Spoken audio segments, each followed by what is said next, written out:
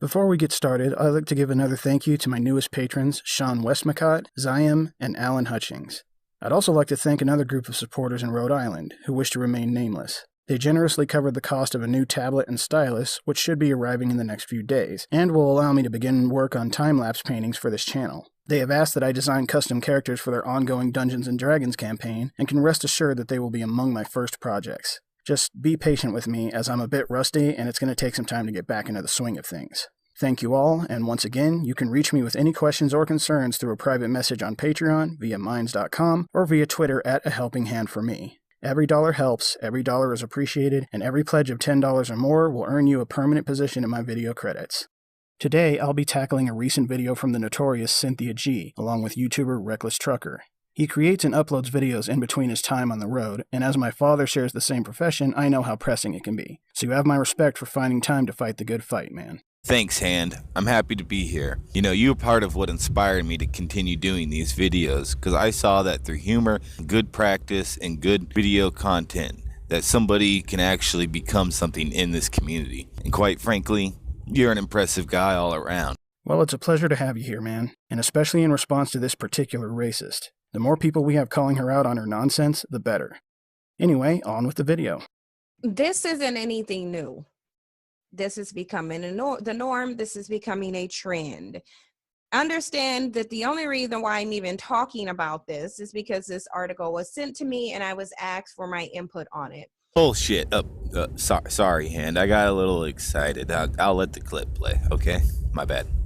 This is an age-old issue that's going to continue as long as Black men make themselves very easy prey for this. These pale females have a history of falsely accusing Black men of rape. That's just what it is. I did a video breaking down some statistics saying that 90% of the rape allegations that pale females put on Black men are false. It's probably more like 99.9, if not 100. I don't believe that Black men would ever have to rape a white woman. And whenever we see cases like this, we should immediately disregard it based solely on not only just the data, but on their history of falsely accusing Black men of rape. Right out of the gate, the cosmic level of double standards you're employing here is simply mind-blowing. I don't think I've ever seen willful ignorance this thick before, not even from Ghazi. Cynthia, false rape accusations have been a problem in this country for a long time now, for men of all races. And even in those cases proven false, the ones that saw the supposed perpetrators' names dragged thoroughly through the mud and their reputations destroyed before the truth came to light, the sanest among us never even suggested that due process be thrown out, let alone on the basis of skin color. No, the ones who suggest doing away with due process are always the ones pushing the listen and believe narrative. Because God forbid we should further upset a woman who might not be telling the truth in the first place. And yet, here you are, insinuating that Black men are automatically innocent by default, and that white women are automatically liars by default, only in the instance of accusations levied against Black men.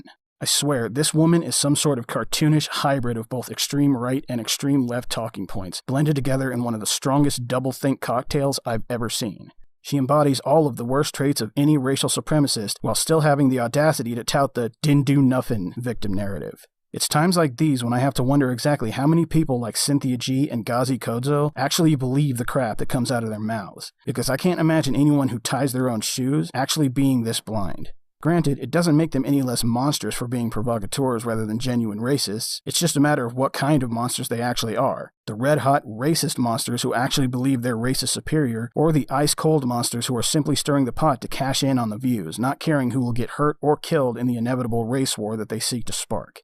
And by the way, I find it very telling that of the two articles she cites, she chooses to open with the one that lists the race of the victims in the title, which has since been removed from that site. On every other site covering this story that I found, including the other articles cited from New York Daily News, not only did the word black never show up in the title, but it never even showed up at all in the entirety of any of the articles referring to it. That means that she dug, and dug deep, for this one specific article from racists as insane as she is, because only people afflicted with her particular brand of black supremacist lunacy would ever try to spin a story like this one into a race issue. No need to worry there, Hand. I was able to find it, and quite frankly, they buried it deep. It's almost impossible to find. Anyway, I also went through the Sacred Heart football team for 2016 when this would have happened, and there was Polish names, Jewish names, Irish names, and every other kind of white name in there too. So quite frankly, unless they were going off the stereotype of, do you charge black guys more or less? That's a hard question to answer. Most of them get a group rate. I can't think of any way that they came to the definitive conclusion that these people were black, as nobody has cited any evidence and the identities of the people accused has been protected. This is the perfect example when I tell you guys the mentality of these devils doesn't change. It doesn't change just because the calendar date does. However, another thing that's not changing is black men's low self-esteem and their willingness to continue to put themselves in these situations. I just did a video on the fact that a 18-year-old black or a 17-year-old black boy was murdered by his white girlfriend's father, and they refused to acknowledge the fact that this was a white person that did this. The reason they're not showing it is probably because even if they do, they want to make a fictitious claim that it's a black woman.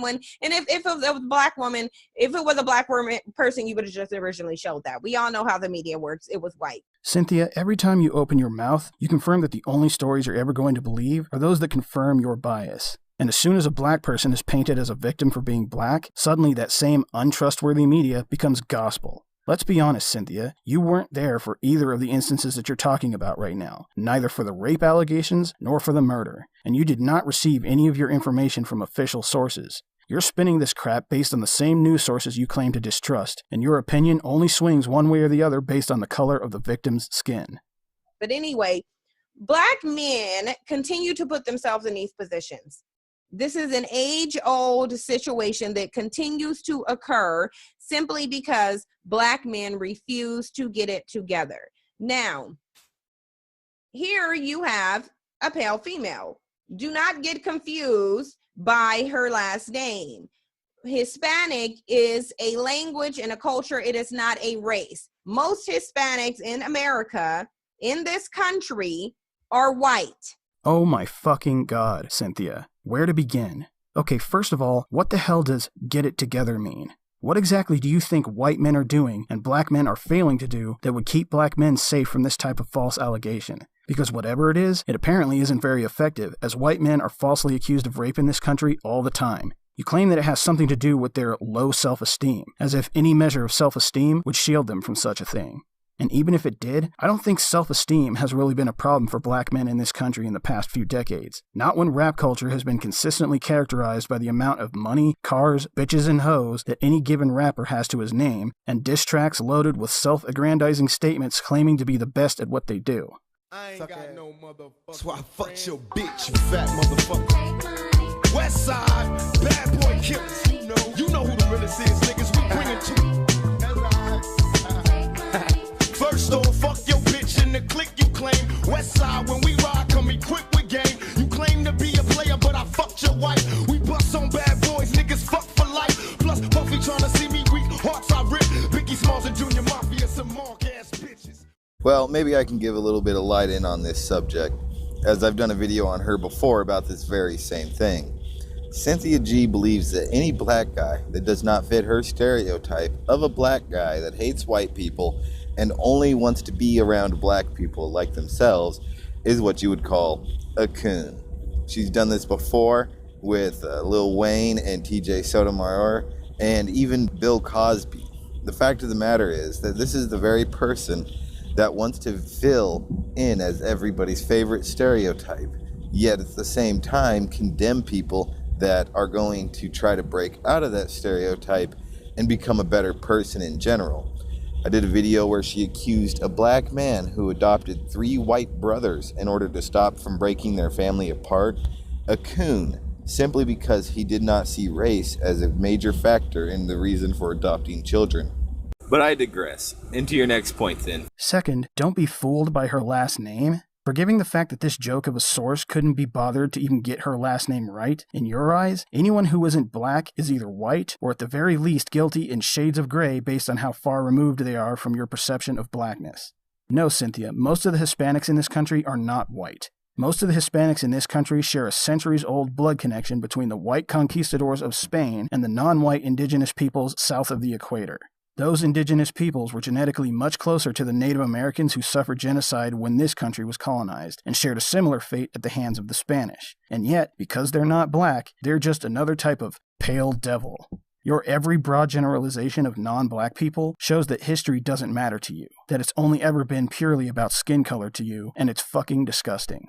From here on, she decides to play a video highlighting this story and rant on how typical it is. I'll not waste your time with that, because to me, this isn't even about the story in question or who was guilty and who isn't guilty. No, this is about her racism and nothing else. But if you want to see it anyway, the link to her original video is in the description. Now, does anybody notice a trend and a theme? Because we already know situations like Rosewood, Tulsa, where entire Black communities, thriving communities, I may add, were burned down, destroyed, people were murdered, all over the false accusations of a pale female. Now in modern day, though, and that still took place during, Jim Crow and that era too, where you would have, again, a pale female engaging in, even to the degree of cheating on her spouse, degenerate sex with a Black man, or if a Black man denied her it, she's crying rape. But usually it was because she would cheat on her husband, then cry rape. And then you have the media perpetuating even still the same myth that somehow white women are sexually chaste. Oh yes, Cynthia, I am most certainly detecting a trend or theme. A trend or theme running directly parallel with another current trend or theme. A trend you are very much contributing to with every race-baiting video like this one. That would be the trend where entire communities of white people are being subjected to violence and murder every time a Black person gets shot in a confrontation with the police, where all police officers are called racist devils because no matter what the Black suspect did in question to get shot, they didn't do nothing, and reactionary fuckheads like Black Lives Matter, Ghazi Kodzo, and yourself decide to pull the race card. That trend is very clear to me, and to anyone with a functioning brain who can see you for what you are. You flatly dismiss the idea of any white woman ever having been raped, despite the countless examples that demonstrate it, including from the Black perpetrators you like to claim are innocent by default. And you constantly, and almost exclusively, refer to pre-Jim Crow racism, for which most of the white people alive today were not responsible, as if the past 53 years never happened. These things show you and your movement for the Black supremacist lunatics that you are. And honestly, I hope this recent change in Tigero's channel doesn't mean that he's done with you or the topic of social justice, because he was the only one I ever saw that had the patience to call you out on your bullshit virtually every step of the way, and we need someone like him keeping people like you in check. Yeah, quite frankly, the fact of the matter is we need more people like ourselves, and especially Tigero, smacking down Cynthia G and Ghazi. It seems more and more these people just seem to get away with stuff as people seem to want to get hits, or they just get tired of the subject. But quite frankly, they don't realize it seems that these very same people that they've talked about before are continuing on with their stuff and are going to be the major cause for racial division in this country. And as somebody that is primarily attracted to dark-skinned women, I don't like this. I am somebody that is really attracted to Black women, and I hate to see the division and segregation of culture and people continue and be perpetuated by the very same people I am attracted to. And I've done videos on this before where she ends up claiming about this thing about how white people are constantly accusing Black people of things, yet there has been countless evidence and proof to show that Black people are the largest contributors of crime and sexual assault in the country. And I'm trying to have a genuine conversation and fix these issues in these cultures. And people like Cynthia G here are constantly creating not even apologetics, just dismissals of said subject matter. And we need to have real discussions to fix these issues.